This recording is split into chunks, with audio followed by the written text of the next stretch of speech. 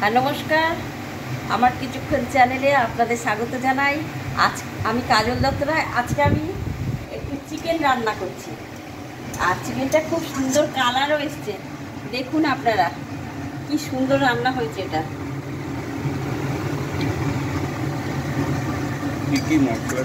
আর মশলা দিয়েছি এর মধ্যে, ছোটো এলাচ দিয়েছি, দারচিনি দিয়েছি, আদা রসুন পেঁয়াজ, লঙ্কা, কাঁচা লঙ্কা, হলুদ, নুন, একটুখানি সামান্য চিনি, একটু লেবুর রস, এই আমার মশলা, এই আমি দিয়েছি।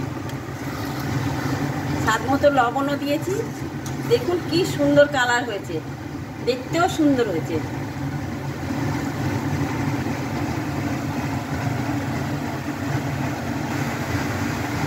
প্রথমে পেঁয়াজটা তেলের মধ্যে দিয়ে একটু ভেজে নিয়েছি ভালো করে, লাল করে।